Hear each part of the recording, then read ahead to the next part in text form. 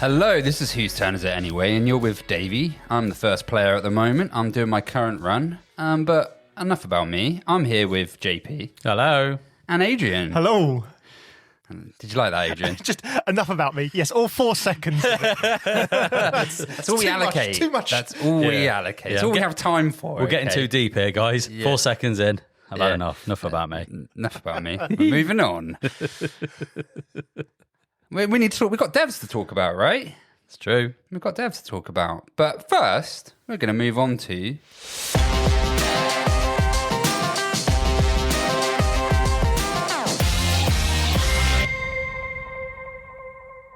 Let's talk about Hex. This is the segment where we talk about what we've been up to and what games we've been playing. So let's start with you, Adrian. What have you been up to and what have you been playing? Not a whole lot recently, if I'm honest. But what we did get to the table recently was Trickerion. Yeah. Yeah. And Let's the new get expansion, Dalgard's something or other. No. No? Arcane Arts. Arcane Arts. There Yeah, we go. magic. Magic. Do you know Actual, magic. Actual magic where you get to cast spells and everything. You don't. We do cast spells. don't. You enchant your tricks. Yeah, no, you To- don't. into no. spells. Let's get the law right, guys. I know you're doing it to piss me off, and it works. But it's the arcanist is the one who's doing the enchanting, not you. You're a magician. That's it. You should see the colour of JP at the moment. It's his favourite player colour. And we all know why now, right? The anger. What, puce? Oh, don't start this with the whole colour argument. We've had enough of it recently. Fair enough. Can't remember what colour it was. Was it some green they were arguing was blue? Oh, it's like a tealy colour, It was isn't like a it? teal In colour, Dalgard's yeah. Arcane Arts or whatever it's called. Everything starts with Dalgard, doesn't it? I thought in Trickerion. One of the expansions does. We are at Dalgard. Actually, no, two, because you've got Dalgard's Heir, which is Right. the solo, and you've got Dalgard's Academy, which is the big expansion. And I thought the one that comes with the Dark Alley is called Dalgard's something. Don't know. I'm sure there's Dalgard on Dalgard's Dark basically Alley? everything but this. Dalgard is a thing in the game. Dalgard's a person. He's the one that's retiring. So, anyway, Oh, you're trying to be his protege? you're trying to be his protege, trying to take over so you can get the Trickerion stone. Oh, I just thought we were just trying to be the best Magician. wizard on Yeah, the well, block. the one that gets the most fame gets the Trickerion stone, which has magical properties. Yes, I know So what you you're going to become say. a wizard, Harry. So, but you're not a wizard. You're a magician. You're not a wizard yet. Yes. Is 'Cause- Dalgard's Academy where you're becoming a wizard? No, it's not Hogwarts. So, It's Dalgard. God. Feels like it. Anyway, Adrian, Yes. how's the expansion? So it's been a while since I've played Trickerion, and I'll be honest, for the first sort of turn and a half, 2 turns, I was trying to piece it all back together, because when you kind of, bits, and then, but the finer detail kind of falls apart on you, and you're like, Yeah. right, okay, so I need these materials to do this, I do this to do that, and it's like, oh, but you can't get that spell without paying you can't get the card that has the thing on it without paying the difference between your victory points and the victory points on the card. You're like, oh, yeah, of course. All right, well, I'll undo that turn and stuff like that. So there's a bit of that to start with. But once I got back into it, it was all good. In the expansion, there is a sort of travelling salesman almost, isn't it, that goes between the 3 main areas. So they move between the Dark Alley, the marketplace, and downtown. And when you put your die, your person, it's not die, is it? When you put your character on there, you have the option of spending as you usually would or interacting with the Arcane Arts. And the Arcane Arts is just a little board off to one side. It's really small. It's sort of not even a A5 piece of paper sort of thing, really. But on there is a host of different things that you can do. One thing you can do is either gain or upgrade your Trickerion shards into arcane shards. I can't remember what the term was. Supercharged. Yeah. Supercharged ones, yeah. Sparkly, arcane shard. Yeah, a teal coloured shard, basically. And what that means is if you want to spend one of them, instead of being able to just put +1 action point or whatever you want to call it, using a Trickerion shard, you get to put +2. And it also means that in the theatre, you can use one of those to add +1, whereas normally you can't use them at all. So normally you can't use any shards in the theatre, but this actually allows you to spend an extra shard, which is quite useful, really, because it kind of gets you out, especially if you go to Thursday's slot. No, Sunday's slot, Sunday. where you get the -1 for everything. Being able to spend that arcane shard is actually quite useful because it means you can actually do things, put more than one spell out normally. So that's one of the things you can do in the area. The other thing is you can buy like a magic assistant. So it's kind of one of 5 specialists or something like that. 4? Okay. You can buy one of 4 specialists. And they all do quite different things, but normally what it means is that you're replacing a regular assistant. So you have the specialist assistants, which come with their own little board normally. They just use up the normal assistant spot, so they're only going to cost you 1 coin to use per day if you want to. But then they all come with different things they can do. So some don't fill up a slot, some are very powerful, but you have to use them at the start or the end of your turn, those kind of things. And it just kind of creates more opportunity to get sort of workers in that you can use, and they're cheaper, but they do cost you something to get them. So they're kind of, I think they're really more expensive to get them, but they're more usable and they cost less normally at the end of the day. I think some of them forgo the coin payday and actually want Trickerion shards because they're greedy bastards. Yeah. But they're days because they're quite powerful and they're very flexible and you can send them anywhere. But yeah, no, it's quite nice with the workers. I think I got up to 7 workers in Trickerions, the most I've ever had in that game. Yeah. Yeah. And then the other main action you get out of this expansion is using these magical spell components. It's winding me up now.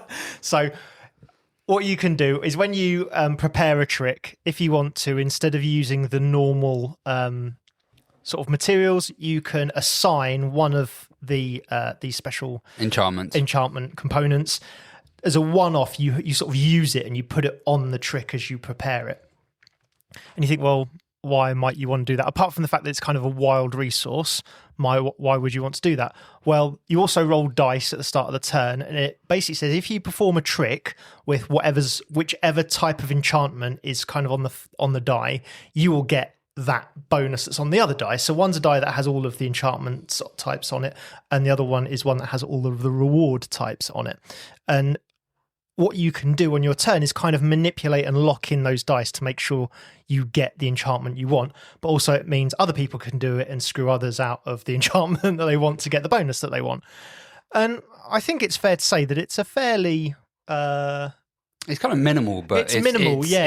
It works really well. Yeah, it definitely adds some extra. All of those kind of 3, the Trickerion, the extra sort of arcane Trickerion shards, the worker, and these enchantment pieces all add a little something to it, and it's not like you're introducing a whole new board really to it, because you've got the traveling salesman sort of goes around the various areas, and it does increase competition quite often for those areas, because especially if you're going into those enchantments, you will want to almost follow him round to make most of the boards. So it does kind of, and it does then mean that the other area is a little bit freer. So I'll be honest, again, learning things, didn't interact with that board at all. I went to look to do it at one point and I thought everyone's going to go there. And sure enough, everyone New did. things. Yeah. And I thought it was about turn 3 or 4, I think it was. And I was like, oh, okay, I'll get involved in that now. And then I was like, oh, I'm looking around and I reckon everyone is going to want to go. I think it was the Dark Alley at that point. So everyone's going to want to go there. I know, I'll use that time to go elsewhere. And so you can kind of use it for that, is assume that there's not going to be someone where the cart isn't, sort of thing, you know. So yeah, I thought it was a great little minimalist add-on expansion. It's one of those where I would be possibly careful about adding it in with some of the other expansions, but I think for the most part, if you just add it in on its own, or if you really want to challenge, you do want to add it in with another one, it'll really sort of add more depth to it. Yeah. But it did quite a bit without really doing anything crazy to the rules. They recommend in the rules that when you're playing with Dalgard's Academy, the big expansion, it's fine. Yeah. Because you just flip the board over and it basically roams to the Academy as well as the other 3 spaces. Yeah. Might twist some things up, but nothing major. It does say it doesn't recommend playing it with Magician's Powers or Dawn of Technology mini expansions. Right. And now playing it, I get why. Because it says you can do what you want, it's your game, but it just recommends you don't. So I kind of liken it to, you've got base Trickerion, You've got Dalgard's Academy if you want to blow your brains, Yeah. right? And then you choose one of the other mini expansions to throw in. So you do that one, the other one. That's how I like to kind of consider it. But yeah, I enjoyed it. I thought it loosens up the jam a little bit in that it, enabled me to have an enchantment to get a level 36 trick earlier prepared than I could have done. Yeah. And it just got me a little over the line a little earlier, which was quite nice because normally I've got to go at this and get that and do this. And then you don't have to, especially if it's just one piece you need. Yeah. And we'll talk about the level 3, the third level 36 spells in a second. Tricks. Talk about them in a second. But if you just need the one component, it saves you having to go to the marketplace, order it, possibly fast track it, or have to go back there another time once it is ordered. So it kind of saves it. They're expensive, but it does save that. One of the things I did quite like, though, was that when you go to score your end of game abilities that are on the level 36, the sort of third level tricks, if you don't actually have the full list of components, you still don't get that end of game. So if you used one of the enchantments to make it happen, and that leaves you short of the components you need to unlock the end of game, you don't unlock the end of game. And I quite like that because it kind of meant that you couldn't just spam enchantments and get all your sort of bigger level ones out there, especially if they only needed that one resource.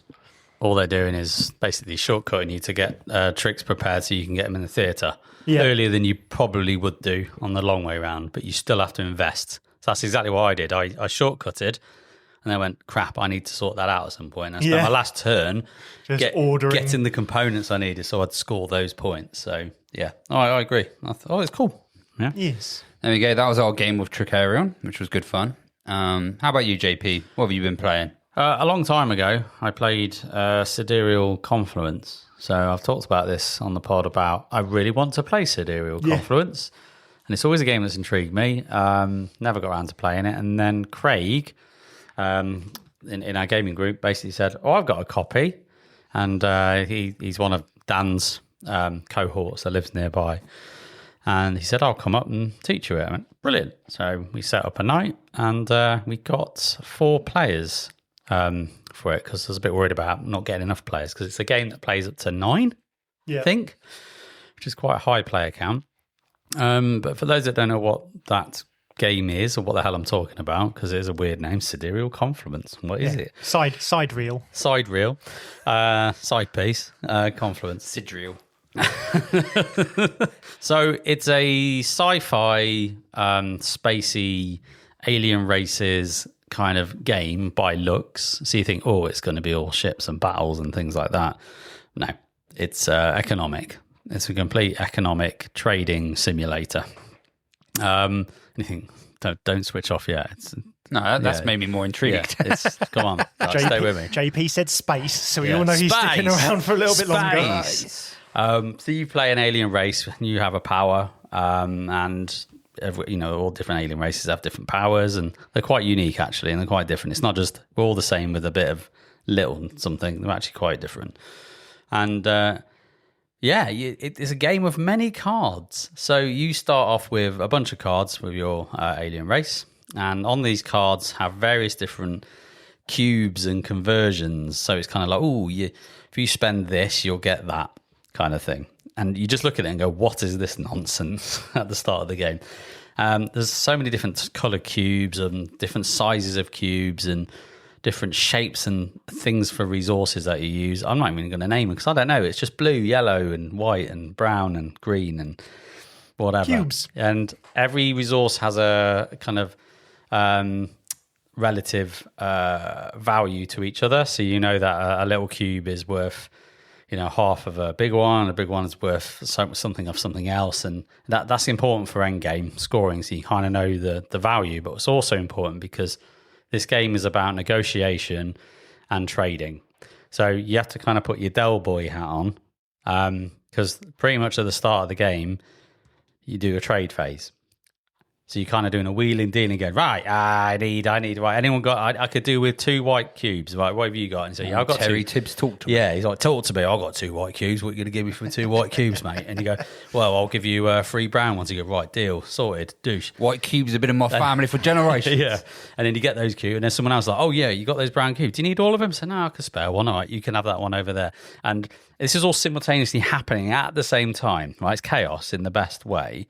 And 4 players, we didn't really have to get up from the table. If we had 9, I'd be out of my seat. I'd be getting up out around the table and going, oi, Adrian, let me show you what I got. It's like a trench coat. Yeah. It's like, Blue cubes, purple cubes, green what do you cubes. need, mate? What do you need? I got this, you got that? Yeah, cool, let's do Why is there a it. bit of paper folded into a cube there? Oh, don't worry about that. It's fine. It's completely legit. I don't know what you're on about. Why is there a kidney? No. You kind of do that and you time the trade phase. So you put, I don't know, 5 minutes or whatever you need on it. I think we did 10. And you think, oh, that's way too long. But no, when you're in it, you're like, no, but I don't want that. No, that's a bullshit deal. You know what it's going to be like, right? So ultimately, you get to the point where you settle on what you've got. You might be happy, or you might be like, didn't get what I needed. And then you get into the economy phase. And you can't then negotiate with anyone. Negotiations have ended, and you're taking the resources that you have, and you're running your engine. So you kind of pop all the cubes on the cards, and you go, right, spend that, convert that, and spend that, convert that. Sounds very furnace. Yeah, it's very furnace-like, where you're going, but you can kind of run it in any order. It doesn't kind of matter, and you can choose to run whatever. Now, one of the currency or one of the resources in the game is ships. These little tokens, and they're used for bidding. So you use ships to bid. So in the middle of the board, I say board, there is no board, but in the middle of the table, there's a row of cards for colonies, like planets, on one side, and then on the other side are technologies. Right? So on the technologies, you can obviously acquire them, and same with the planets. And so once you've kind of done all your conversions and all that kind of stuff, and then you get into what's called the confluence phase, and you will then pretty much use your ships to do a bid. So you kind of take your collection of ships and you put a pile in your left hand and a pile in your right hand. Mm-hmm. And then you go, right, off we go. And then you choose one of your hands to bid into for the colonies, and you choose the other hand to bid in for the technologies. So you don't have to use all of your ships, or you do? Once you commit to the bid. Yeah, but I'm saying it's not like I have to split all of my ships between No. both You hands. could take a selection and go, I'm going to bid 2 for that and 3 for that. You can do what you want. And actually, you get to the point sometimes where you go, you know what, I'm not actually going to use these to buy, so I'm not actually spending them. And you have an influence number on your board, which helps break ties. So if you have the same amount, and me and you, Adrian, have 3 each, we go off the influence number and it'll break. So some alien races are better at nipping in the bud. I played one called the Kajaz, and they... not the jizz. No, it's not. It's just Kajaz. Kajaz hands. This is what I was thinking. I'm going to pronounce the full name and butcher it. It's the Kajaz Jakivikalim, right? Something like that. Fair enough. Yeah, so Kajaz. Yeah. And Kajaz hands. And what it allowed me to do was, even with one of my collection of ships and for the bid for the colonies bid only, I could split my bid and effectively have 2 goes. So you have to have a third hand.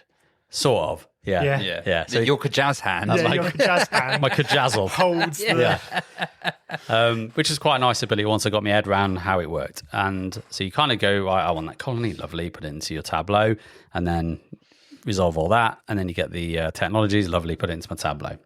And then away we go. Next round. Hey, Del boy, can you put a pony in my pocket? Diddly do. All of that happens. Trade. Run your engine.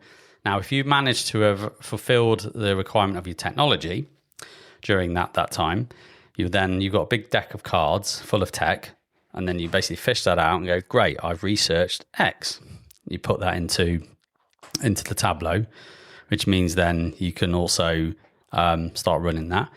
And then when you get to the confluence phase, you then share your technology with everyone else. It's quite friendly, but you get VPs for it. Lovely. Because you're the one that did it first, and everyone's now kind of rewarding you for being the first there. So you're getting technologies from other people that have done it, and they're getting it from you. Any VPs gained, some can be off your converters. They go into this little behind the screen. I really like this. Yeah. So we just took them into the corner of the table, and literally when you get them, you just drop them behind the screen so no one can see how many you're accumulating in the game.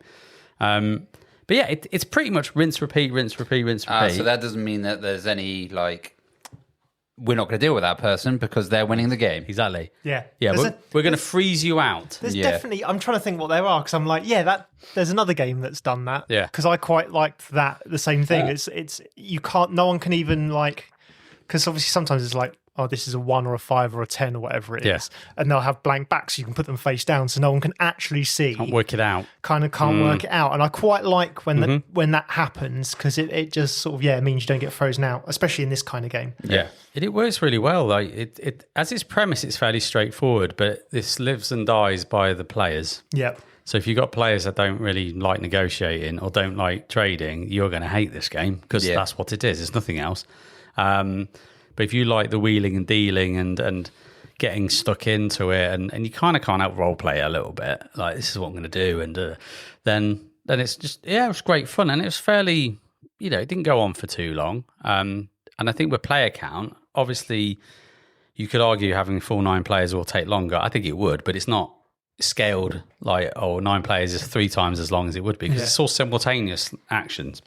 So it's quite nice like that. And if you can choose the timer length, you just agree 5 minutes. Yeah. If you really want a complete chaos mode, you say 5 minutes. Or if you want to give a bit more time, you can say 15 or something like that. Exactly. More players, you probably need longer though, right? Yeah. Probably, but you could limit legitimately be like, well, I'll limit Make it work, baby. And then you need to go after what you really need first. Yeah. So if you need to be like one of those vendors, apple and pears. Yeah. White cubes, £2. It's like, I need purple cubes. They're the only ones with purple cubes. I'm going to them first. Yeah. Whereas if you what you want? If you give it a bit longer, then you give chance to people to sort of go round a bit more gently. Take a sign. Yeah. Start writing it down. Start flashing it. Well, we're doing this thing like, Connor who's playing was then, right, I've got these brown cubes, and Curly would be like, I could give you this for this. And I'll go, I'll tell you what, Connor, I'll give you 3. Yeah. And he's like, Curly's just like looks at me going, you bastard. And then he's like, we're in a bidding war now. Yeah. Like, I really want them. Yeah. And it's quite nice. Like, do you want to play in this? Or he's like, no, I'll leave it. So it's quite nice. But yeah, really enjoyed the game. I really want to play it. I think this will sing at a convention. I think being at a convention space with the energy that you can kind of have, you got the people you can kind of drag around to a table, and you can kind of get up and move around easy without annoying everyone. It would work really well. So when we played, I think me and Curly were doing fairly well, and it was just a case of, and it was quite exciting at the end, because you're revealing your safe of all these VPs, and then when it come down to it, the last thing you do is convert everything you've got, and all your resources are worth VPs, or half VPs or whatever, and he beat me by half a VP. It's like, you get. But it was great. Yeah, it was really good fun. Sounds up my street. I think you I like a good old market. I think you'd haggle. enjoy that. So yeah, that's Siderial Confluence, and there you go. Come on, Curly, let's play it. Yeah. Oh, he bought it. He's bought it. Yeah. Yeah. Nice. Yeah. The one to take away for a convention. Then. Exactly. So what about you, mate? So I played, and I was gonna give the jazz hands, and basically said I played it the other day, but it's probably about a month ago now. Yeah. Played Forestry. We played a full game. So we spoke about this on the Essen episode, but we actually got a full game of it in, and you know what? It was, for a 3-player, it was like an hour and 40 minutes. And what a game in that hour and 40 minutes. It was very crunchy. It was crunchier than I expected it to be. So if you don't know what Forestry is, it's slight worker placement mixed with, not area control, but it's kind of, you've also got digger placement going on with, which does have, it's not area control, but you want to be getting there to get certain types of seeds to fulfill contracts. So it's all about contract fulfillment, really. But you do have an engine development with a board, where you've kind of got these upgrades that go in a circle, that when you go fully round, you then get to advance your action tracker, so you slowly get more actions from doing it. You've got worker placement spaces, which are to either get resources that you can upgrade and make buildings. I didn't make a single building all game. I think I did one. Yeah, Stuart went down that route, but there seems to be like lots of different avenues to be able to get points. So it's not like put buildings out, i.e. Lords of Waterdeep, etc. But you can do it. You can upgrade buildings, which you then lay claim to and might give you VPs at the end, depending on what contracts you fulfilled or what. You can get some special cards, right, which have VPs on, depending on if you meet certain requirements. You then also got another part of the board that's a VP multiplier by getting, is it water droplets? It's the you get the water. You build bridges or you build meandering paths. Depends. There's two different. Yeah, you depends on which one you build. Will depend on getting the token off the river to put it onto your board. Yeah. But then you have to build your multipliers up. This is already quite a complex thing I'm talking about, but it's just this is how it is. This is what it's like. Yeah, there's lots of moving parts to it. It's clever. You didn't necessarily. You could have like chosen to maybe go wide on contracts and not build your multiplier up very much. But I try to kind of specialize in a certain contract, get a multiplier for it, and then get a couple of cards that were also part of that multiplier. And it seemed to work quite well, that strategy at least. But yeah, it seemed like you could either kind of go wide or tall with what you were doing. The theme is forestry. You're basically digging up forests and trying to be ecological by planting them again as well, which then fills up a little 3x3. Is it 3x3 grid? Yeah. Little 3x3 grid that if you're planting seeds in different areas, you basically place it. And if you get a row, you get an action. Bingo. Yeah, bingo. And then if you get a column, you get something else as well. I think that fills up your water meter if you get columns of certain things as well. Yeah. So then there's also different tools that you can collect, which is also a 3x3 grid. Was it a 4x3? 3x3, I think. I think it was 3x3.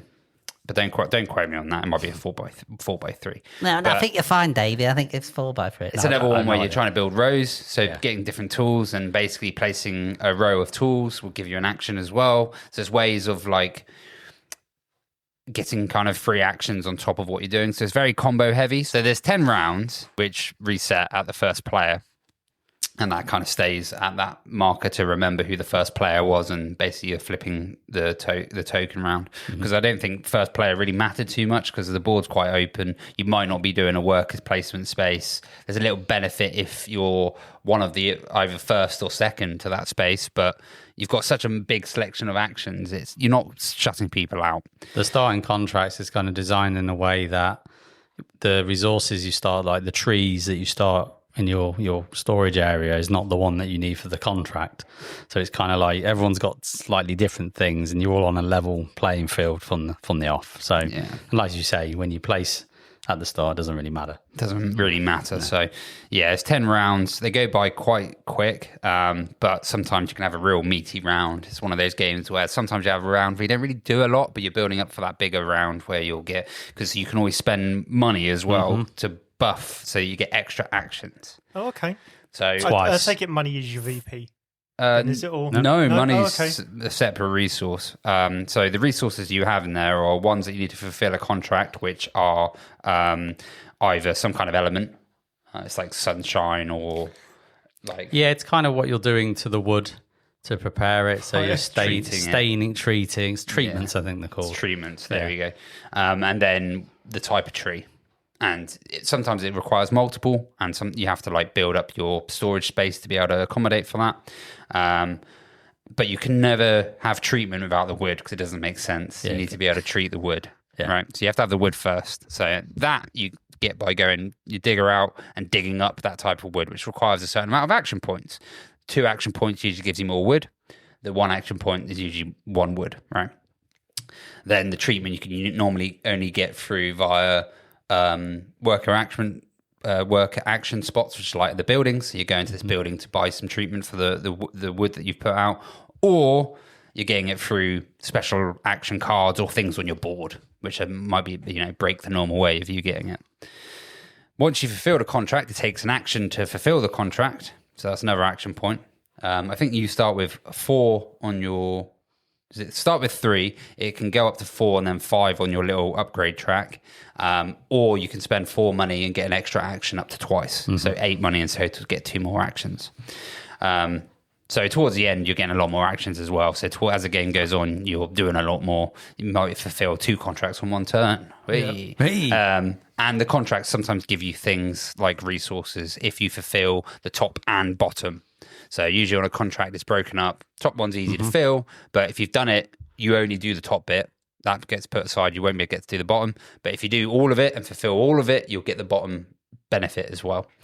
Usually the bottom benefit is bigger VPs, and the top is giving you resources so that you can build up for those better contracts. It's a lot of moving parts of the game. I really enjoyed it. It was a sleeper for me. Definitely. You guys, when you went to Essen, I said sort of, what's the one that you weren't expecting to look at that looks really good? And you both sort of said Forestry looks like it could be a hit. And since then I've looked it up and it does look like I need to give that a go. I think I'd enjoy this one. Strangely, it has flavours of viticulture to me because you're doing you're doing that sort of production line-esque. I need to do this, then this, then this, then fulfill a contract. I need to do this, then this. But the actual puzzle you get to get there is very different. But it feels like it's still trying to do that production line. I need to do these things in a certain order. Definitely, yeah. It's more enclosed than obviously viticulture. Viticulture is a bit more bitty and separated. Yeah. Like, in this season you want to be doing this season you want to be doing this. This is kind of like it's its own thing, and you can do it in kind of any order other than treating the wood that you want to do it in. So you might want to upgrade your kind of water droplets first and then go down your strategy. It's up to you in the end of the day. So it's a little bit more freer in that sense. But it's, getting the production chain going and then how you're going to multiply VPs or how you're going to make those VPs work for you is it's kind of where the crunch is. But yeah, I enjoyed it. Yeah. So Cool. Definitely play it again. Nice one, mate. There we go. Going over to the main section.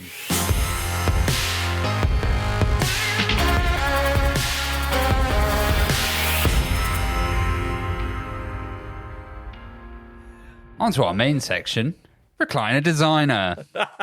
Makes zero sense because we're just going to be chatting casually about our favorite designers and some certain designers as well. Like, I've got a little list here that I'm going to go over and see if we agree with. It's not my list. It's some list I've pulled offline from BGG. It's the one I found as well. Yeah, it's kind of it's like the only list that I can find. If you Google designers, it's the one that comes up. It's the one that comes up. You did right? more research than I. Yeah. So I'm glad you did. We're going to talk about this first and then probably go into our favourites and then discuss them and also see what kind of collabs we would like to see. So, But before you go in it though, yeah, I've just got to press the button on my sofa. Okay, to get in recliner mode. The recliner mode. Mine's a like old pump handle. It's like a lazy boy. It's like Kadoosh! Yeah. Now we're reclined. Now we're Let's reclined. Design. Now we're reclined. So get ready. You got the power headrests on your sofa as well. No, I haven't. The pop-up ones. No, I've got a manual go. Oh, okay. Yeah. I've got the power ones. Ah, You posh. Mr. Bourgeois. Posh.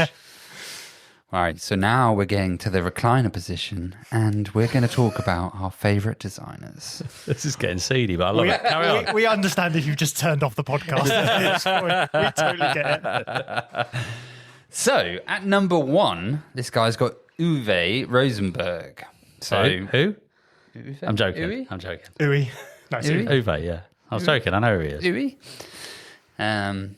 No, I thought it said the name wrong. I was like, have I got it wrong again? No, you got it right. Yeah. It's the design where I can't say his games correctly, so, you know. So true. It'd be apt if I get his name wrong as well. Yes. So we all kind of know Uwe, and I'm guessing, I see why he's probably put him as the top designer, but I also probably don't agree with that, but I can see why. He's not my favourite designer, but I have a lot of respect for his designs. In fact, I own a fair amount of his games, and they're still in my collection.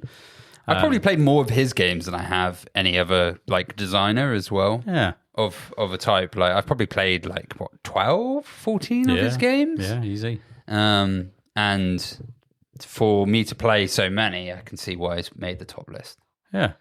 He's an OG, isn't he? He's one of the first big Euro game designers who kind of got known for something other than just cranking out Carcassonne repeatedly, for instance. Yeah. He got known for designing different games. That's probably helped in the fact that I've played so many, is because there are so many as well, right?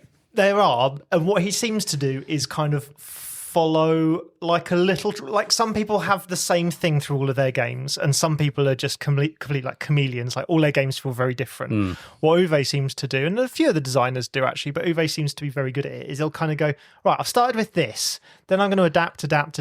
Right, that's like 4 of the similar-ish games. Right, now I'm going to move on to something, I'm going to go and get a wheel in my games, and now I'm going to design 2 or 3 games that have a wheel in it. But there's usually a core iterates. concept within, right? Yeah. So usually there is either some kind of there's definitely resource management. A lot of in there. resource. Yeah, always. And those resources sometimes don't deviate much between what kind of game it is. They're similar resources, other than maybe his puzzle games. I was going to say he's got deviate from that. It's the weird. That's the like the New York zoo and patchwork and all that kind of stuff. yeah. Are kind of they're the sort of exceptions that prove the rule, aren't they? Yeah.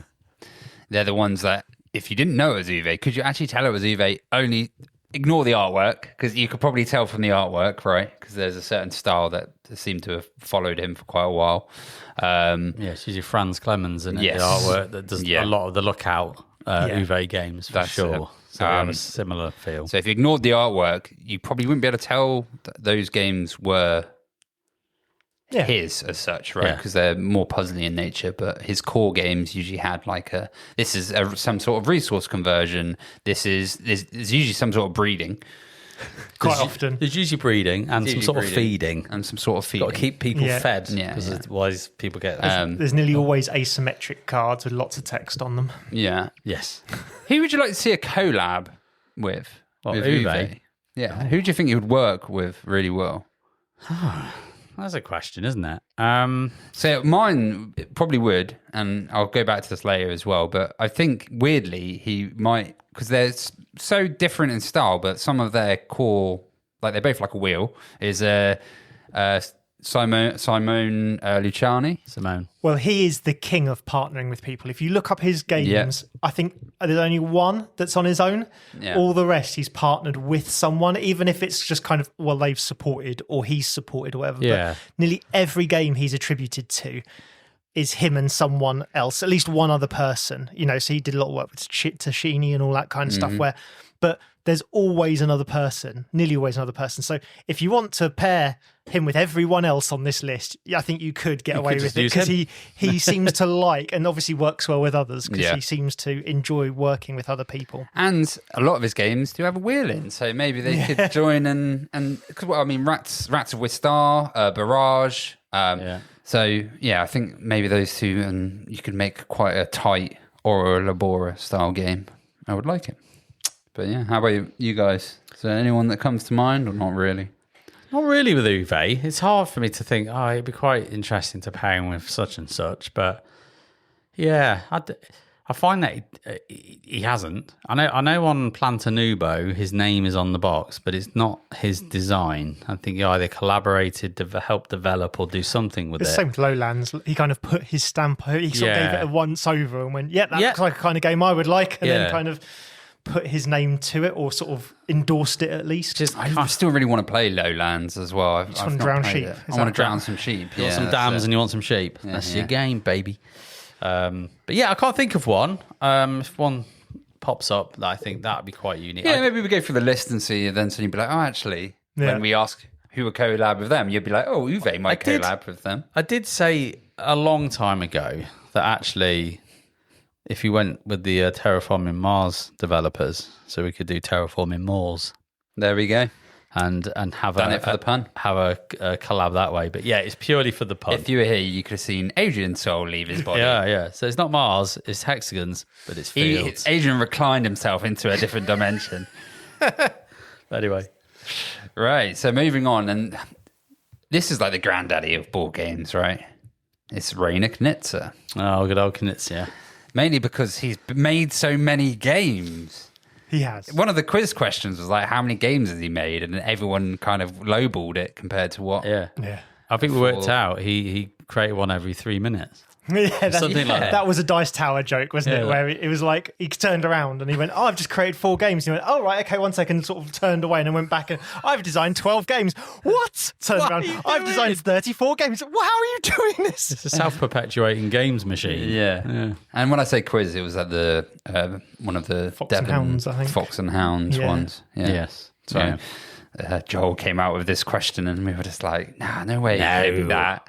I think we're given 4 options and one of them was a ridiculous amount and everyone was like, no, that's like, ball game every 3 minutes. Even for him, that's too many. Yeah. And it was that figure. I can't remember what it was now. A lot. Yeah. Yeah. I like, I haven't played loads of his games. The one that sticks out for Proportionally, you played a very small. Yeah, proportionally, I've played 0.005% of his game catalogue, but the one that I've enjoyed the most is Rebirth. Yes. For sure. It's the one that I go, it's just really cool and cozy and lovely. I really like Rebirth. So I think for me, Konieczka's kind of, again, got 2 styles. He's got auction games, and some of those are probably his more classic ones. So Vivale? Oh, what's it called? Well, Zuvardis. Zuvardis. Yeah, that's the most recent one. The one before it was called... He's had like the 2 big ones are Ra and either for sale or art something or Attack. other. It's an art sales game, and they're kind of the ones that I think people know of. Yeah. Like the Modern bigger Art. names. Yeah, Modern Art. That's it. It's not Art Attack with Neil Buchanan, is it? So you've got that, and then you have hexes with exciting pathways and interactions. So Babylonia and the most recent one, which is like Babylonia Point 2, which we played. I played Huang, which is like a Yellow and Yangtze thing. We've like done Rebirth. Rebirth. There you go. Rebirth is like Babylonia 2.0. I've done Cascadia. No, not Cascadia. Cascadero. Yeah. I've played that as well. And I feel like I've played another one of the hex games of his.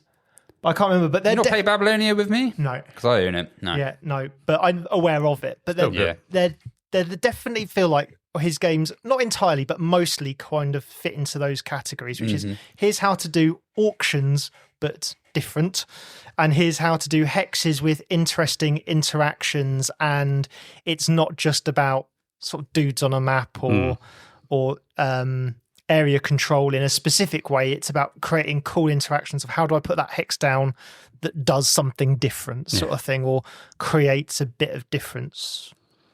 Like creates a unique interaction that you haven't seen yet in this kind of game. And they seem to be his 2 divides. And I've enjoyed, as I say, I enjoyed Ra. I'm not really much of an auction person, so I haven't tried the others. And the few sort of hex games I've played of his, I've enjoyed as well. I really want to play Zuvardis or... Oh, so they have one... I think it's Quo Vadis is the original. Oh, right. Okay. Yeah. So Zuvardis was like the updated version, but apparently it's meant to be better because it's got a little bit more leeway, whereas the other one... QUO. I can't remember how to pronounce it, but I do want to play that game because it does look up my alley. But again, it's one of those where I think you need the right group of people to play it with. Yeah, like Huang definitely needs, which say is sort of a reiteration of a reiteration, but that definitely needs people who are willing to kind of get in each other's faces a little bit. And sort of you need to kind of have a bit of a thick skin playing it. Yeah. They're quite interactive for multiplayer games, which he's good with. Yes. It's like Cascadero is about joining up hexes, going from one to the other that's on the board. And you know that at some point someone's going to cut across your route and stuff like that. So it's about then making those choices, or am I going to be mean and cut off that route, even though it doesn't really probably benefit me much? And all those kind of interactions are quite cool as well. Yeah. Which Rebirth and Babylonia do as well. So it works. Defo. There's Corey Konieczka, who has made Twilight Imperium. Yeah, legend. Star Wars Rebellion. Another legend. Star Wars Imperial Assault. The top games listed. Fantasy Flight Games. StarCraft, but he was like a real Fantasy Flight Games guy. Yeah. He's up there. I can understand why, because I mean he's done some classics there. Yeah, I think it's a very specific flavor. Isn't you it? have to like that game because he would not make mine. As much as I've kind of enjoyed Star Wars Rebellion and Imperial Assault and all that lot, he would nowhere near make my top 20, 30 designers. No. So Again, I think I've- you have to be very specifically into those. I've played a lot of his games, and that's obviously because I'm into those. Yeah. I get those games, so I can understand why he's up there. Again, he probably wouldn't be on my top 5, even though I really enjoy all of the games that he's made. A couple I haven't played. StarCraft, never played. But yeah, he would definitely be up there for me. I just there's a certain tension at the table with Twilight Imperium. I don't play it enough to play it with people who are like religiously play it, who know all the combos, who know what faction should take what strategy. Don't religiously play it, but I like getting beer and pretzels group together and, you know, playing Twilight Imperium now and again. I think it's the game that will touch the table once a year. Yeah, he's a designer that I would kind of liken to more of a arcade style game, if that makes any sense, in a board game. So it's kind of like, it's not something I'll go for a heavy, crunchy Euro experience. It's just, he's a designer that kind of creates that kind of arcadey feel. So, you know, I think that's why Fantasy Flight Games in their heyday, pretty much a lot of games designed by him. I think he probably involved with most of them within the between 2010 2020 kind of era when I got in, because I think I remember seeing his name on many a rule book and box. And I own Twilight Imperium and I own Rebellion and others. So I'm sure he did Descent stuff as well, right? Pretty sure that if he didn't do it, he was probably involved somewhere. Yeah. So yeah. Yeah. Yeah. So there we go. Okay. That one's another one. But yeah, as I said, Not our list. not our list. Yeah. But we're just going to discuss some devs, and you guys might put it in a completely different order. But here's another one that's probably up in Adrian's list anyway. And it probably, you know, I haven't played enough of his games to formulate an opinion, but Stefan Feld. Yep. Yeah. Castles of Burgundy. Obviously, I really enjoy Castles of Burgundy. very good game. That was a real surprise for me because I didn't know. I was kind of on the fence of whether I'm going to enjoy it because it seemed like there was a lot of randomness with it. But when you actually play it, there's a lot of strategic elements to negate this randomness, and also there's very cool powers of what buildings you put out. It's structured really well, Yeah. and it's a classic for a reason. Yeah, I think, again, I don't feel like I've played enough, but I will struggle when you ask me what my top 5 designers are, because I don't really follow designers in that respect. I don't consider if I've liked one of them that I'll probably like the rest. I just don't feel that way normally about games. But Feld, the ones I have played have all been pretty good. Merlin was great as well. Yeah. I enjoyed Hamburg. I need another play of it. I was watching an Amsterdam playthrough and was like, I probably need to get this game. I've heard really great things about some of his City series. Trajan is another one which I've heard good looks things. beige, but I think I'd really enjoy it. I am pretty sure that guy just sort of sits staring at a die and sort of like in like the thinker's sort of position. And how do I roll you and yet not use you really fully for your rolled? Like kind of, how do I do something interesting and different with you this time, sort of thing? Because Closed palm, yeah, chin on top of the knuckles with the die, staring at it. Yeah. That's how I feel he probably designs games. With maps in the distance as well, maybe just looking at some cities. Oh yeah, which one? Haven't done Bristol yet. That'd be interesting. But he seems to he likes a point salad game. He does. He does. In fact, I think he like all of the ones I've seen of his have been pretty much point salad. Obviously, the one game of his I have not got on with at all was Civolution. I love Civilization. You bounced as off well. that one, didn't you? Completely. But I think it's because it puts too much onto that die roll, whereas what he normally does is make sure that there's better mitigation than I found. So I think there is mitigation in this game. I just don't think it's enough. I think there is. Personally, for me, there was not. I had too many bad rolls in a row to then go, well, this doesn't feel like a normal Feld game. But again, I know there's plenty of people who love it. But he definitely likes a point salad game. Even Civolution was a point salad to some extent. 100%. And he Most also sandbox likes board game I probably ever played in some aspect. and he also likes dice that you roll and then normally sit on one side of the board or are used kind of as your turn, but then loads of mitigation or lots of options of what you can do with those dice. Yeah. I think I like it for it because it's for me again, Civolution. Beside from what I've played, it's a nice mix of strategy and tactics. Yeah. I mean, has anyone played Bora Bora? No. No, I wanted to play Bora Bora as well, but Yeah, You want to borrow it? I want to someone. burrow into it. Yeah. Oh, borrow. Yeah. Borrow. Okay. Bora Bora. Now, I think Stefan Feld games for me. It's hard to say they don't do it for me because I haven't played it hardly any of them. You've enjoyed everyone you've played, though. But Castle de Burgundy is a great game. No, hands down, can't really fault it as a game. It's a great experience. Civolution, I really enjoyed it when I played it. Played it a few times, and I'm not in the same place with that game as I was. Okay. Not to say I hate it. I'll still play it anytime. I still enjoy it. I don't know. There's just something about the games I have played. I'm not like itching to play them again. That's the, and I don't know why. It's probably a bit like with some of the designers of other people. And you go, yeah, it was fun. It was great. But maybe it's just not my cognitive. Hasn't got the hook. That Yeah, I don't know. some others might have. But I don't know why. Maybe you don't like dice, JP. Maybe I hate dice. No, that's not true. I love dicist.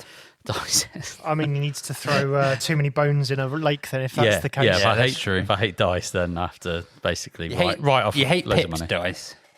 Bloody pips. Bloody Yeah, pips. Bloody pips. But no, Too many dice. Too many dice. Too many bones doesn't have any pips. No, it does not. But I would play more, and maybe there is a Feld out there that really grips me, like to the point where I'm have to own it because I don't own any.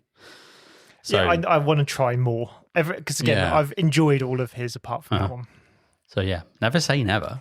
Yeah, I'm going to put another disclaimer in here as well. This is an older list, so the problem is with new developers up and coming, right? Is they haven't made enough to kind of make a list. A lot of the developers fair. we love and like sometimes are not one hit wonders, but are recently into the game, so they haven't had that time to design. No. There's next one is Bruno Cathala. Cathala. Yeah. I've not heard of him. Bruno Cathala. You would have heard of his games. have. Would I? Yes. Go on. Seven Wonders Duel. I've heard of that. Yeah. Which he's already partnered with because he partnered with Antoine Bowser. Yeah. I've heard of him. Yeah. Five Tribes. I've heard of that. And Cyclades. Cyclades. Yeah. And Cyclades. Okay. Which you've heard of as well. I've heard of them. Yeah. But and then there's also Abyss.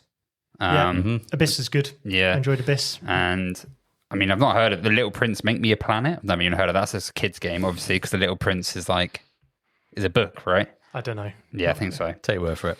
And Cleopatra and the Society of Architects. Yeah. Which I've not heard of before. So they famously did a massive big box reprint that didn't sell very well, and now it's in every sale ever. And I keep looking at it and going, well, this is a light to medium weight game that takes up the same space as the base Apex Legends box. Oh, wow. I'm not sure that I need to own a light to midweight game. It's a bit like Foundations of Rome, isn't it? I don't need to know that I need to own this massive box for what is a light to midweight game, but I am intrigued to try it. It's the crunch to space ratio. Yes, that we're all concerned about. I'm actually, definitely concerned about that. If it takes me 2 hours to set it up and it takes me half an hour to play, then do I want this game? I mean, it's cool. It comes with like a little palace that, like, it's a bit like Dice Forge, and the fact that kind of you put the box out and it becomes part of the board sort of thing, and it's got the little towers along it, and it looks impressive. But I know that it's not even a medium weight game sort of thing. So I wouldn't even put Bruno on my list, in all honesty. The games that are there for me are not my favourites, and I've not played half of them, so there's obviously a reason why. I didn't know who he was, so... I've enjoyed a lot of his games that I've played, but again, there's not always the most cohesive. There's a bit of drafting quite often in a lot of his games that I've played. But beyond that, I can't tell. So Abyss is like quite cool because I pull a card out and then it's, do you want it? Do you want it? Do you want it? Do I want it? And if someone doesn't buy it, then we kind of move on to the next card. And it's an exciting way of drafting. And I think the same with sort of, you look at like Seven Wonders Duel and stuff like that. There's some exciting things he's doing with drafting in the games I've played. But apart from that, I couldn't really tell you kind of what his thing is. MO is sort of Yeah. thing in games. You look at Five Tribes, and again, that's drafting colours off a board.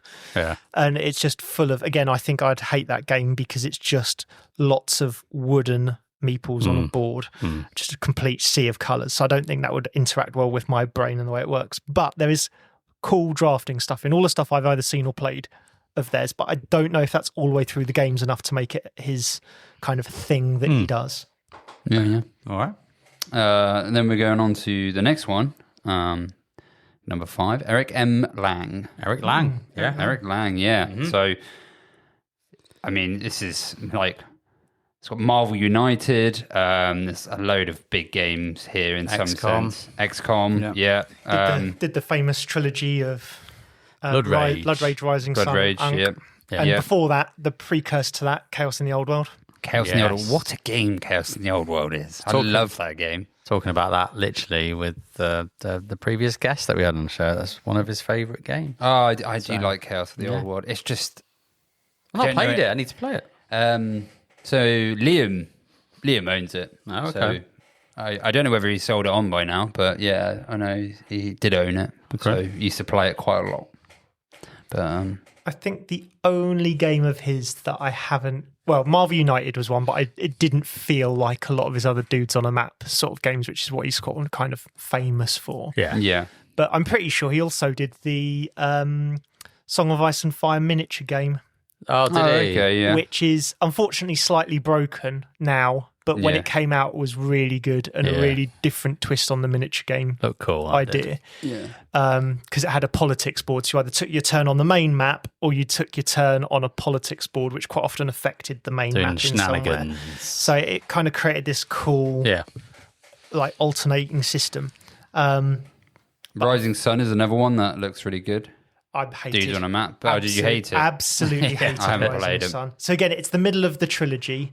And when it came out, it was one of the first bigger Kickstarters where it's like, oh, here's all of these like not gods, but sort of mystical creatures and all Yeah. that kind of stuff that you put on the board, and you don't know what half of them do until they come out. And Because they did a remaster version recently, haven't they, with Rising Sun, I think. possibly, I think they did, I was around for day one when my friend backed Yeah. it, put it on the table, and I think half the table bounced Bounced off off that of game. it. But the other half fell in love with it so much that they bought it every Yeah. week in hope of playing it. So I think a lot of his games are divisive in that way. Of you either I think love so. these dudes on the map games or you don't like them at all. It looks like he hasn't made a game in a while as He well. hasn't. Cthulhu Death May Die was the last one that he's made. Which so- again is Supposed to be quite popular, isn't it? Yeah. it is, but again it's a weird take because you kind of want to be suffering damage and becoming a bit insane to boost up your powers. So it's that balancing act of kind of Yeah. balancing your powers versus taking the damage, for lack of a better term. Yeah. But yeah, he's still going. He slowed down, I think, in his design. Yeah. I have a lot of Right. respect for Eric Lang because he made XCOM, and XCOM was the game that got me into the hobby. So if he had made XCOM different, or I bounced off that game, who knows? I only played XCOM once, and it was just a mess, if I'm honest, of when we played it because it's timed. Yeah, oh yeah, it's unique. Yeah. in how it works, but so I have to give him props for that because it's like it sucked me into the hobby. Yeah. But Blood Rage, I found was a bit meh. Yes. Yeah, I found that way as well. It wasn't bad, but it wasn't amazing. But then some And it's people, just- I mean, Tamba really likes it. he really right? likes it, so Yeah, it's yeah. just I don't know for me. But then it's dude map game, isn't Yeah. it? And like I It's think like it's- pure dudes on the map, isn't It's it? less offensive than Rising Sun, and that's Yeah. why I think I got on with it slightly better. But I Yeah. didn't like it either. So yeah. So I think it's probably more his style of games is not matched Yeah. to mine, really. Yeah. Which is fair enough. So, And sorry, I was wrong. Ankh looks like his last game he made, which is was 2021. it? Okay, Yeah. that's the end of the trilogy, well, didn't it? Cthulhu Death May Die had an expansion Oh, did only it? 2 years ago. Yeah. So maybe just building on the games because I think Rising Sun did as well. Yeah, I don't think they might have done a reprint, but I don't think they've produced Maybe anything it's a new reprint for again, Rising Sun yeah. for a while. But who knows? Anyway, Who knows? Who's next? Sorry, that was previous. He was number 6. So this is on to number 7 is Vlaada Chvatil. Oh, yeah. Good old Vlaada. Yeah. Through the Ages, Mage Knight, Code Names. They're kind of his biggest ones. Galaxy anyway. Trucker. Galaxy Trucker, yeah. Yeah. So I actually really like his games. I didn't realise he'd designed them though. Yeah, he's. I think didn't he do Space Alert? Space Alert, yeah, maybe. Let's have a Space look. Alert. Possibly. Space Alert, yeah. Dungeon Lords. Yeah. Um, I think he's got a few. Mania. He's got a few titles that I wouldn't mind trying. Actually, I mean, Mage Knight for me, not for me. I really enjoyed Mage Knight. Yeah, which is fine, which is good. I'm glad I played it. I'm glad I tried it. Not for me. Through the Ages, I think it's a great game. But It's better as a app. digital. I'll only play Digital version Yeah. is 10 times. There's so much admin that you have to do with Through the Ages that just works on the app. Yeah, just that, app handle this. but it's an amazing game, It right? is good. It is good. But Whereas yeah, if someone gets the admin down, you can knock it out. But otherwise, it's a very long game, which doesn't feel like it needs to be in some aspect. yeah, But yeah, it is like it's a true Civ game in that aspect, where you take a civilization, you build up from the core, and you go through the ages. yeah. You get it to the end, and away you go. But yeah, so again, it's another designer where I've not played loads and loads and loads of his titles. Space Alert intrigues me because I think you play as a Star It's real Trek, time. real times, like you're all in Reacting to everything going Yeah. on in space. and shaky camera work as you get hit by photon torpedoes. Yeah, all of that nonsense. So yeah, Alert! yeah. Space. Yeah, I think you used to put a CD on or something like that. Oh, You used really? to- I'm sure it was something like that where you used to be Okay. able to have a video, like a backing, Like atmosphere. like kind of, not quite, but yeah, you used to have kind of Thrill preset. me. I'm pretty sure there was an option It's to like do those that. old murder mysteries where you used to put it on the TV and they'd have to put a DVD in, Yeah. right? And there'd be someone sitting in an armchair going, "Hello, welcome to this house," and then they would go through it. Amazing. FMV games. Yeah. They were the best. Quality. Back in my day. That's what it sounds like we're going down now, but nostalgia. But yeah, Okay. that's a solid pick. Yeah. No arguments there. None of his game interests me. None of it. No. None of them. No? It's really weird because I'm sure I would probably like them, and I've never Code names. I've never played, so I won it Oh, at really? the raffle. But again, it's a team game that I'm not sure how I'd get on with it, or my group would get on with it. It's a good little party game, really. There's just literally, and it's not that I've kind of gone, oh, that is one of his games, I'm not playing it. It's just that every time I've looked at a game, I'm going, no, and then someone will go, oh, that's. Well, they're all quite different. I wouldn't have been able to tell. There's not a natural linking mechanic or any design that you'd go, oh yeah, that's. Yeah, they're just none of them are sort of Euro Vlaada. games, are they? But No. apart from that, Well, Mage Knight. I've not played it. Oh yeah, so it's dungeon crawler. It's a Euro that's disguised as a dungeon Right, crawler, okay. but it is pretty much Euro. Right, okay. Definitely. It's very deterministic. Yeah. And then number 8. This is I spoke about him earlier actually. Simone Luciani. Okay. So Zolkin, Yeah. Barrage, Yep. Voyages of Marco Polo. Yeah. Lorenzo. Forgot about that Lorenzo. game. You've got that, haven't you? I love Marco Polo. Yeah. It is a quality game. They're doing a reprint, remaster. So the one I've got is the second edition already. Oh, they're doing another one then. They're doing another Yeah. one. Yeah, I don't blame them. It's Nice game. it's one of my top games, even though Yeah. Yeah. I forgot about it. Grand Austria Hotel's always been on my list to try. I'm with you. This is one I'm like, I think I'm going to like that one. yeah. So typically, I don't like his games. They're designed for you to get in each other's way. Like you have to. That's why I like Almost all of them are designed that you have to get in each other's way, and like normally to a big detriment. But there's a handful of those. So like Lorenzo, Oh, I love Marco Polo, they're a little bit less that. Yeah, Marco Polo, you don't really get in each other's way at all. Actually, you claim stuff it's first. snatching stuff off you're the board, racing. isn't Yeah. it? So it's sort of that race game there that still shows that DNA of what he likes to do, which is create a slightly mean game, all the way up to very mean game. Yeah, Barrage. And the meaner, and obviously Nucleum. One person will have a hissy fit every game of Barrage. Did he do Nucleum? Nucleum, yeah, did Nucleum with David That Turczi. is a total getting each other's way, getting yeah, each other 100%. way, and so I just don't like a lot of those games. But Grand Austria Hotel's been on my list for ages to try. Just haven't. I still want to try Rats of Wistar as well, because that looked really good when we went to Essen a couple of years ago, and Yeah, missed that one, didn't we? we still haven't played it. Yeah. Well, we played. Was it another one of his? Did he do Anunnaki? Someone on my list that I was looking at. Yes, he did do Anunnaki, yes. And I think they were on the same stand, and we chose to play Anunnaki. We did, yeah. And Darwin's Journey, I kind of bounced off that one. I wasn't a fan. No, I wasn't a fan. It's one of the few. It's hard to tell you why I wasn't a fan, but I kind of played it and just went, I'm happy if I don't play that again. Yeah. And I don't know why. He's just designed a lot with the Italian mafia as well, right? Because he's Italian himself. That is kind of the name for that board game group, though, because there's a group of designers that like to work with each other, and Yeah. they've collabed quite a few times, like separate of each other, and then obviously with each other as well. Anyone who designs Lorenzo or Magnifico is all right in my book. Because that's just a staple. It's a game I don't think I'll ever get rid of. And the expansions really mean, as we've proved before. Well, the Patsy conspiracy can, excuse my French, but fuck off. It caused the massive argument at the table. That mini expansion can stay in the box, but the Houses of Renaissance always will play it with that one. So yeah, as a game and as a system, it's brilliant. The mean one, Curly found a really broken combo. I'm sure we spoke about it before. Just a couple of times now, And milked it. Milked that combo and milking everyone's points. It was like a real feel bad moment. It was like, everyone's just losing points.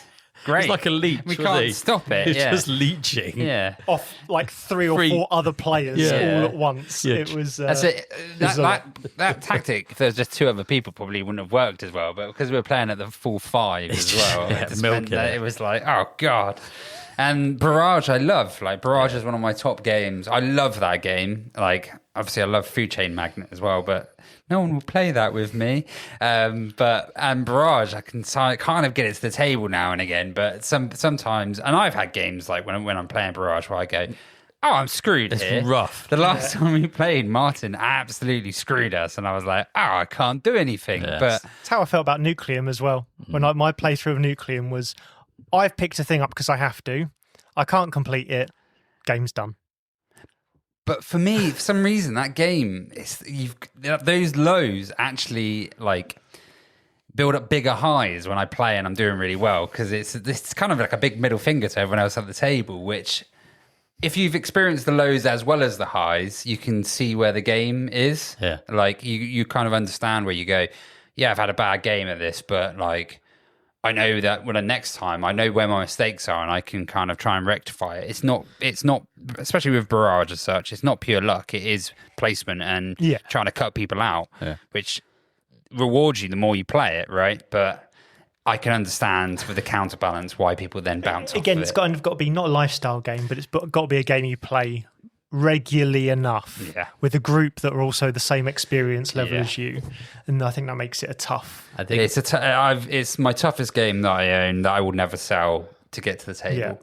Yeah, I think with Nucleum, I had that roller coaster moment with it, but I think I've played it enough now to know not to get myself in a cul-de-sac with that game. There were ways to not do it, but it's just a tough lesson, isn't it? But it is a tough lesson, and it you know, when I played Barrage and I tilted, it's the only game that's tilted me properly that I just wanted to go, you know what, fuck you, I'm going to walk away and just everyone fell at the table. We're like, ooh, it doesn't happen. JP like it this. doesn't happen to me, but this game just did something to me where it was like, you know, it took my kids hostage or something. Yeah. And I was having a similar game, but it was one of those where I've experienced that at Barrage before, so I was like, I know, you know what, I'm going to sweep under the rug. I don't know why I'm tired this, I don't know. But, no, I've had it with games as well. I do understand. But I will play it again. I did say this. I will give it another go. Yeah. Because I want to get the expansion. There's certain things that open the game up a little more with expansion and stuff where there's different maps that are a little like more forgiving, and I think there are ways to mitigate that bad feeling of the core original. So fair enough. Yeah. All right, moving on. Down to number 9. Ooh, 9. I've not played one of his games. Who is it? Wolfgang Kramer. Heard of him. Wolfgang Vosch or Kramer? Kramer. Kramer. El Grande. Oh, I have played that. The Princess The Princes of Florence, Yeah. Tikal. I mean, again, if Hacienda. you want to talk about a pairing, Kiesling and Kramer Yeah. basically design everything together. Like 90% of the games that they do are together. Did they do it's- Paris? I take this back. There was one game I've played of his, which was I played on stream. Colosseum. Oh, yeah. Yeah. Played that. Yeah, we played that. That was a good little bidding game. It's actually one of the better bidding games I've ever played. Oh. Was Kiesling and Kramer, did they do Paris together? Yes. Yes. Yeah. Not played it, but I nearly had that game for some reason. But Played Palaces of Carrara. yes. Yeah. That was nice. Yeah. But again, it's not a duo because it basically is a duo. It's not a duo of designers that I've really spent a lot of time with their games.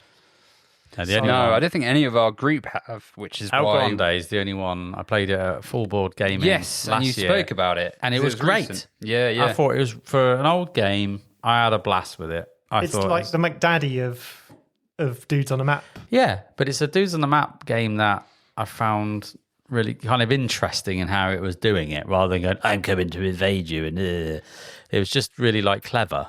But And- it's one of the earliest Yeah. of that type, you know. So It was great. I think that was a good game. But And I really like Colosseum because they're remaking it. yes, the event management. event management where you're simulator. bidding. Because me, JP, Rick, and Paul played that on a stream, We did. and for a bidding game, it was quite because there's a lot of trade. They had trading phases as well as a bidding phase afterwards. So it was quite deterministic. 'Cause you know what was there when you were bidding on it, and you then had a trade phase. So you could take, even though you didn't have a choice of sometimes what to take, you could then be like, oh, I won't bid, or I will bid on it because I know someone else needs it and they're going to want to trade with me later. So that's still valuable. It's not valuable for me, but it's valuable for someone else. And that's what I quite liked about that is there wasn't such a dead bid. Yeah. Even if sometimes you weren't going to bid on something, there was always something else at the table you could bid for.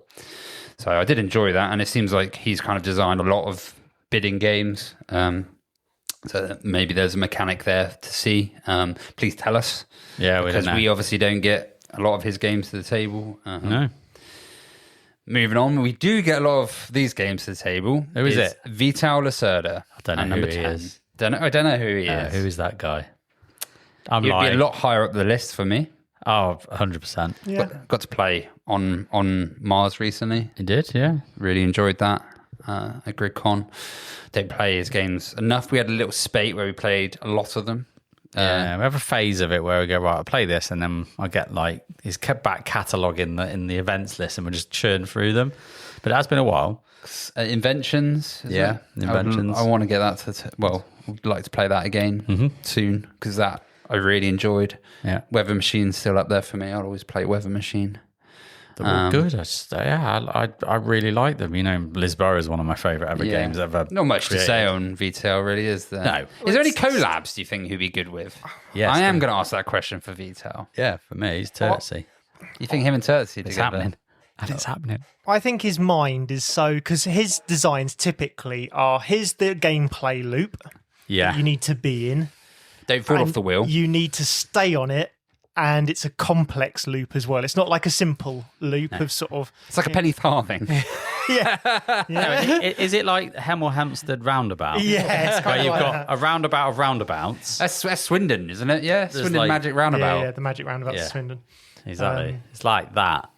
And navigate. VTL's Magic Roundabout. But that's what it is, right? So you've Yeah, got yeah. to have someone else who's got that mindset, I think, to build those complex loops that you've got to stay on. Because I just can't imagine him. And again, I've not played like Escape Lab or Speakeasy, Escape Plan or Speakeasy, which are kind of his two outliers from what I can make out. yeah. But every other game that I've played of his has definitely been here's the gameplay loop you have to find, you have to stay on it. If you fall off it, you're losing. Yeah. Sort of thing, you know.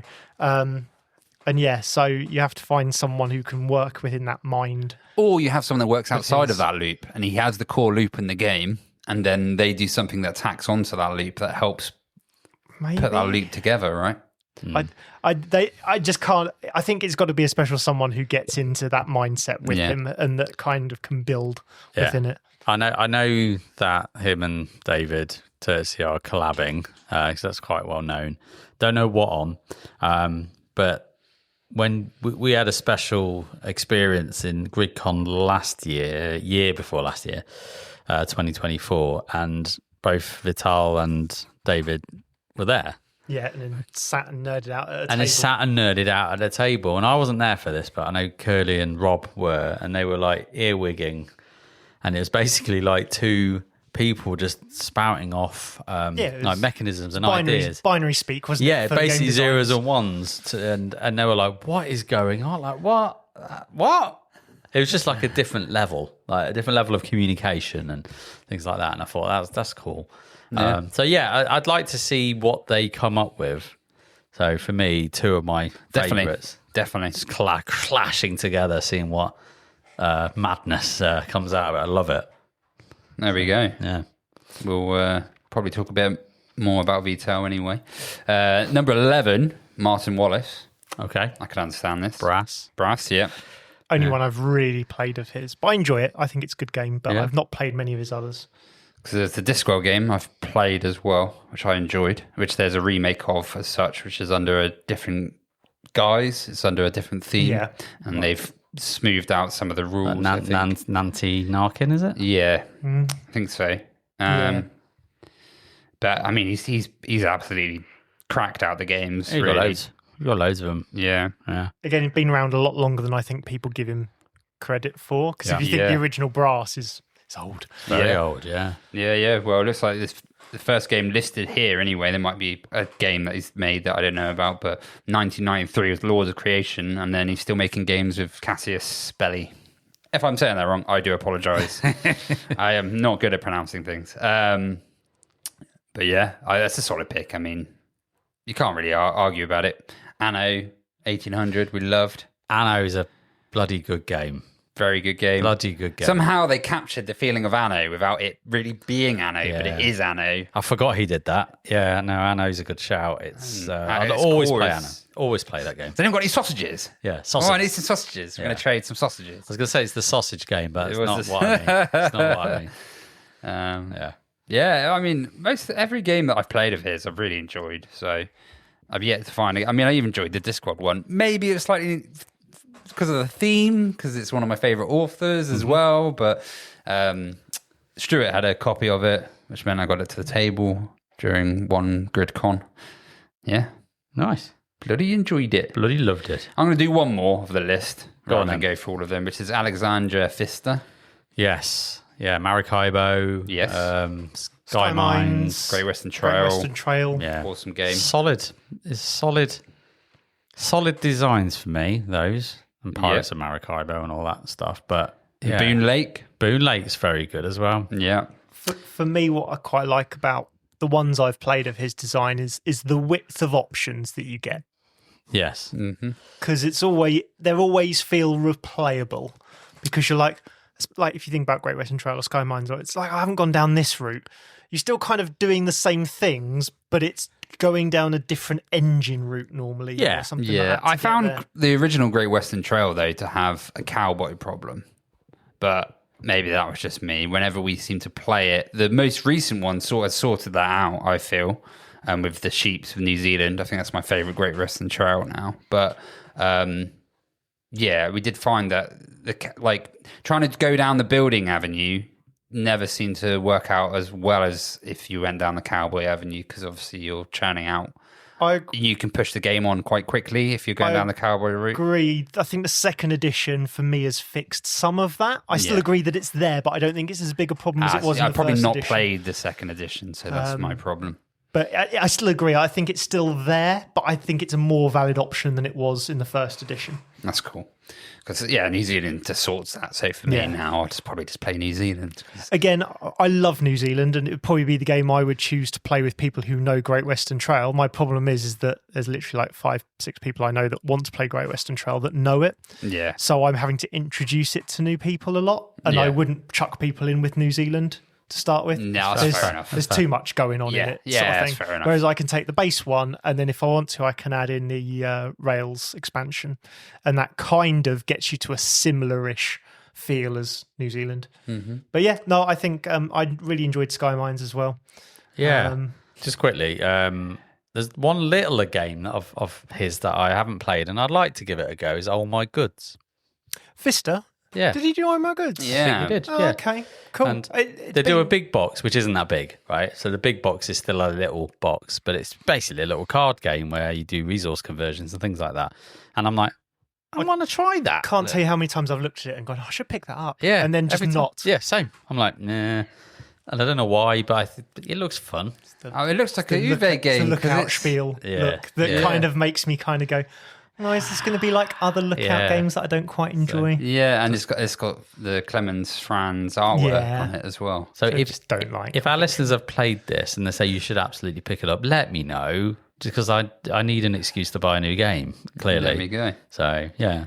Just sometimes one listener. looking Everyone, back- no one else. Just if one listener says, JP's yeah. picking this up. If only one says it's good, that's enough. Yeah, So Yeah. carry on then. it's tipping the balance. Yeah. And it's one of those, sometimes it's good to look back and see what games you've kind of missed throughout the years and play some of the classics, right? 100%. Rather than, because we're always going for all the new hotness, and sometimes you miss out on something that's sitting right there in front of you. So, moving on to David Turczi. Voidfall is probably my favourite of his. I love Voidfall. Don't get it to the table enough, but hopefully that's going to be rectified when I move and I be able to set it up and leave it under the table, then crack it out now and again, because everyone that I've played the game with, even people that, aren't necessarily board gamers, once they've got their head wrapped around it, they've absolutely loved that game. Mm-hmm. So, Yeah. I can't argue with Turtzi's. I mean, yes. yeah. Star Trek Captain's Chair, Imperium. I've not played enough of Captain's Chair. I've only played it once. So good. Like, there's I'm trying to think of games that I don't like from it. I'm sure there are, but most of the ones I've played, I've definitely enjoyed. Anachrony for me, love it. Yeah, Anachrony is That was amazing. probably my first experience of his designs, and it kind of went, "Oh, this is new." And I can't really tell you what David does. As a, like you said, the designers have their themes. I just know he does bloody complicated games. I think he's got some outliers, right? So if you look at like defensive Oh yeah, that's wacky, weird Porphyrion niche. 3 or whatever it is, Yeah. then I think there's some outliers. But for the most part, what he does is great interlinking Euros. Yep. And some of them are dressed up as deck building games or whatever, and some of them are a bit more standard. But he does like sort of interlocking mechanisms that are fairly complex. But yeah. Yeah. There's solid Euros, right? Just solid brain puzzles that you finish the kind of game going, oh Christ, and then off you go. But there's one of his I haven't tried, one of his latest ones, which is Thebai, or however you pronounce it. Thebes. I'd like to try it. Yeah, I wasn't bothered, and then I'm like, well, maybe I should try it. Because it's on the lighter end. It's I've not. got Tukenu on my shelf and have had You still, forever. that's Still the haven't. phallic game, isn't Yes, it? it's the one with the obelisk, in the middle. yes. Yeah. Yeah. I do want to play that as Yeah. well. I keep telling myself I am going to get to that at some point, but just haven't. Haven't got there. But yeah, I've not played many of David's games. No, A lot of the theming doesn't do it for me. No. And I don't like massive amounts of text in games, and some of his games are quite texty. Yeah. But I need to give some more a go. That's fair. Yeah. We should definitely do it.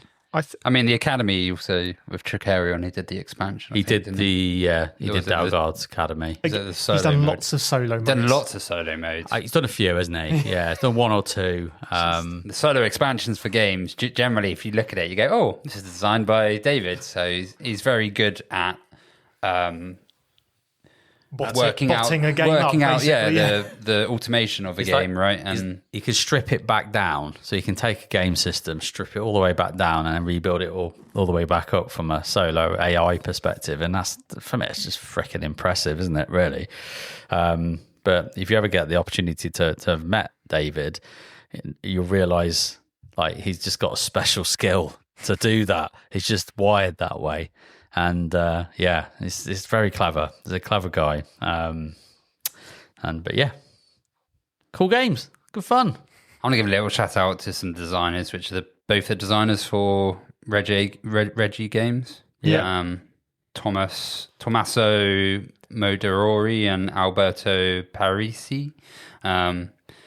I thought Primal was their only game, but there's another one called Elo, which is like a MOBA game, which looks interesting actually. But for some designers that have done so little games, like Primal really comes in and just that's one of my top games. Yeah, I love Primal, but all time because they haven't had much else out, it's hard to then go. It's hard to gauge, right? So I just wanted to give them a little shout out. Yeah, I agree. Honourable mention. Honourable mention. Yeah. So Shem Phillips, again, I tried Wayfarers and didn't like it. But certainly 3-4 of his games. Architects, Paladins, Raiders of the North Sea, and I played very briefly some Explorers of the North Sea. All of those were strong games, in my opinion, and 3 of them are like really worker placements with a twist, like good, strong worker placements. Ezra and Nehemiah, Again, I've not played that, but I nearly bought it about 3 times because everyone kept saying there's a Paladins-ish, like there's a kind of overlap there. And as I already owned Paladins, I was like, do I need to own Ezra and Nehemiah as well? There is, but I think there's enough deviation to make it kind of worth owning both. So I wouldn't necessarily say you don't need to, but then I get Paladins to the table so little anyway, but it's kind of like problem. So Shem Phillips is someone who's persuaded me to part with money quite a lot. Interestingly, the other name I've got on here is Harken, because I've bought the Sinister Fish triple box set and really enjoyed all of them. Streets was, but for the most part, I like the design. I like the look. I like how much they've crammed into a little box. And the other thought I had was obviously Scott Alms from Tiny Epic, because I think they do a great job of squeezing all these different games into a little box. But I think I prefer all of the ones that I've played of Harkens, who we've interviewed recently. We have, literally last week. So yeah, check that out, because his new game sounds freaking amazing. Deco. Yeah. We'll talk about that soon. And then I'm going to quickly mention, I'm going to be really greedy here. So I'm going to mention a game where I don't actually particularly love all of his games, but I think we can all say we've played a bunch of them, which is Wolfgang Kramer. So Quacks and Taverns, probably most known for. I think they've had a great impact on that kind of, done deck builders and bag builders and all that kind of stuff. And that kind of... It's a mid-weight punchy games, right? Yeah. Well, they're not. I don't even think they're mid-weight. I think they're light to mid-weight for most of them. Like, if you layer in all the expansions... Taverns with everything is it's the same with Quacks. If you put everything into Quacks, it starts to layer up a bit. But I think they've had a bigger impact on a lot of people's wallets than for the few games they've designed, sort of thing. And then my other call-out is one where I bounced off the one game of theirs I've played, but I keep looking at games they design and go, maybe I should give that a look, and just don't buy them, which is John DeClaire. So Space Base, I fell in love with it almost instantly, then realised for me there was too much of a reliance on what dice you rolled. Yeah. And that's not for me. But they've produced a number of games, and I know that friend of the pod, Marcus, is a big fan of John DeClaire's work as well. I keep telling myself I need to play more of their games. It's fun. And they're ones fun that... games. Yeah, and this is it. It's ones that I want to give more of a chance to. Yeah. But again, it's one of those where the designer name pops up and I'm like, oh, yeah. Tell me. Was he a Cubitos? Unstoppable.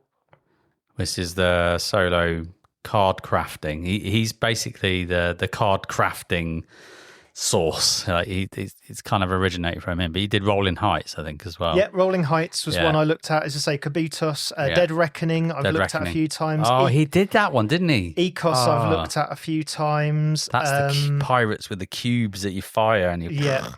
Yeah. There we go. So I think we've spoke enough about designers. Hold on. Probably...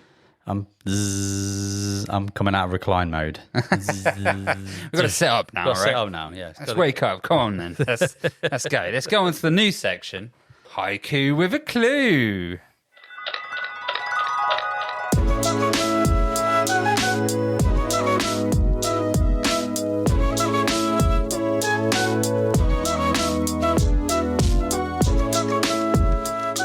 So, got to be on this wavelength, and Go on, I'm going to go in. Shoot So, in. We're near a pond, all right? power hums through steel. Concentrated flow shapes the river. Turbines wake the light. Okay. For me, barrage, right? I'm going to say just because it's Davey that it's got to be barrage. It's got to be barrage. It is barrage. Of course it is. It is barrage. I thought he was going to mention, like, JP loses his shit. Corrupt worlds collide. Fleets carve paths through endless night. Stars shiver in fear. Say that again. Corrupt worlds collide. Fleets carve paths through endless night. Stars shiver in fear. Is it a spacey game? Well, it's got to be a spacey spacey conflict game, game. but it's a 4X. It feels like it's a 4X game of some description. Fleet being like Twilight Imperium, you have fleets. Well, so's every other so's space. Voidfall, so's Eclipse, so's. The only thing I was like, is there anything that I don't think I know of that's a star that you have to go after? I think you're focusing, so I want to give you the little clue. But this You're is focusing Haiku on- with a clue, so, we'll add a clue, aren't we? Yeah, we're going to add the clue. They actually need the clue. Oh. If there's one word that you could probably focus on and get this. Right. So I'll read it again. Corrupt worlds collide. Yeah. Fleets carve paths through endless night. Stars shiver in fear. Assuming corrupt is the word he's going to say to focus on, that's Voidfall. Or is it, it could be corrupt. But then I'm thinking stars, is it Forbidden Stars? There's nothing corrupt about that. Let's go Voidfall. I don't think- It is Voidfall. I think you're right. It is Voidfall. He's It's the right. corruption side of it, right? It's not really worlds collide. Should have been ships, I guess, but it is Voidfall. Should be Houses Collide. Houses collide, Yeah. but kind of. God damn you, AI. It was hard. You're not doing my job for me well enough. No, it was houses. Houses is one syllable, right? So it's a lot harder to. So I wanted corrupt in there because it focused on the corruption of that. You do kind of carve paths, and I suppose endless night is the space, right? Yep. But yeah, the stars shiver in fear wasn't a great line, but oh well. This is Davey's mind, by the way. So he created a little puzzle for himself for this segment, which is fun to watch. Yeah, So, there you go. Okay. Clouds boil with intent. Calculations pierce the dark. Knowledge strikes like fire.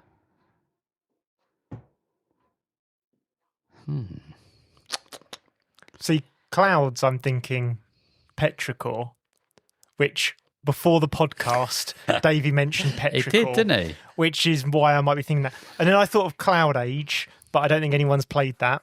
That's a Pfister game. That's a Pfister game. But the rest of it then didn't line up. So I was like, right, okay. Give it to us again. Clouds boil with intent. Calculations pierce the dark. Knowledge strikes like fire. Oh, Is it Weather Machine? It is Weather Machine. Weather, isn't it? It's all It's weather. just because, yeah. Bloody literally weather. Just, Well, it's got also, weather in it. you've got to calculate quite a lot. And also, there's the whole, you've got to publish, right? Yeah, that's right. So publishing is a core mechanic of the game. But it was quite hard to tailor that one because I kept being like, well, I want to do science and I want to have the whole publishing aspect in there. But there's not, you can't fit a lot into a Haiku. No, which you is don't have why a lot we've of got the room. clue. I should probably do the clues as well, which I'm going to do next time for people that aren't getting it who are listening, which Yeah. is what it's for. So I will Fair do the enough. clues for people as well. Yeah. But that was Haiku with a clue. Hey! Thank you, mate. Enjoyed that.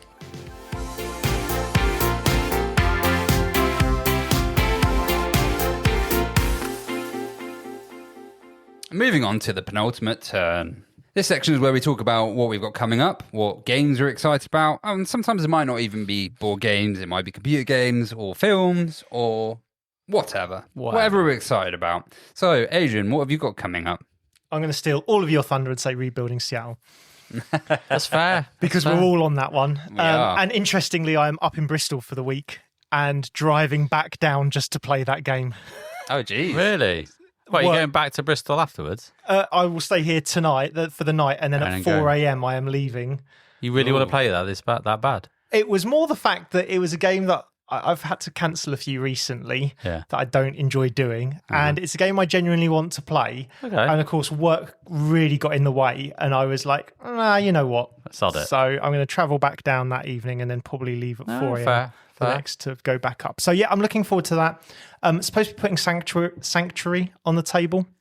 So the Arc Nova Light game. Yeah.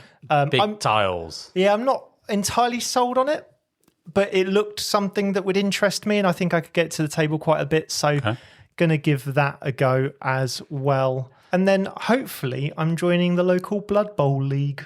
Oh, wow, you're getting into this in a way, aren't you? Yeah, I've quite enjoyed my games of it, and I'm trying to figure out. So I've never done a Blood Bowl League before, but I have done kind of connected games. And my biggest problem with Blood Bowl is if you take it semi-seriously Don't know how you can. and your team gets wrecked, Yeah. then you're kind of almost out of the league Yeah, he's screwed. day one. However, I've never played a fully non-serious team. And the idea of running, so my three options really are Undead, Yeah. which are a bashy team, Necromantic Horrors, which are a bit of a mixed team, but I would probably play as an agile team, or Goblins. And Goblins are I've had 50 of them. No Black Random. Orcs then. No. I've played Black Orcs before. They're one of my favourite teams I like to play. Black Orcs, yeah. But Warg. they are... The Goblins are definitely... I've never played them before. They're not my style. But it does mean that you can't take the league seriously. So my mindset is, do I play with a team where I stand a chance of winning games, potentially lose several key positionals, and have a dreadful season, yeah. Which I think will turn me off again to Blood Bowl, if I'm honest. Or do I take a team where I don't even know whether I like them or not, but it forces me not to take the league seriously, and therefore it won't be the league that upsets me, and I can't decide which route to go to. So I have about 3 weeks to make that decision. All right. At time of recording. By the time this comes out, I'll have probably started the league. Yeah. Or be close to. And I'm looking forward to it. I've never played a full league before. I've kind of just played connected games. And like someone killed a Yeti. I played Norse and someone killed a Yeti in the first game and kind of ruined the rest of the games. And then I didn't want to play Blood Bowl for 3 years. Yeah. So I'm kind of in that space. I don't know what I want to do, but that's cool. It's definitely on the horizon and I'm kind of intrigued. I keep looking at Age of Sigmar and going, no, I don't have time. I don't have time to play that. Leave it. I don't think it's a good game either, if I'm honest. Oh, I really like Age of Sigmar. What, the newest version? The newest I edition? haven't played the newest edition. I've only played first and second, I think. So. Nearly everyone I knew that played Age of Sigmar fled Oh, really? from this edition. Oh, okay. So I just love the models. the models and the world building, considering sort of the job they did of destroying the old world, I think what they've built with Age of Sigmar, with the feel of it, is great. I've got a feeling that because Old World's doing so well, they're just releasing them in the old world armies for Age of Sigmar, and it's making it feel less Age of Sigmar-y because it's just like, well, this is Old World, but a little bit like dialed up. But yeah, there's loads of games that I'm either playing or have planned to play in the miniature game space at the moment. It's kind of, I'm back on track with that. Nice. Good. But yeah, Cool. JP. Me?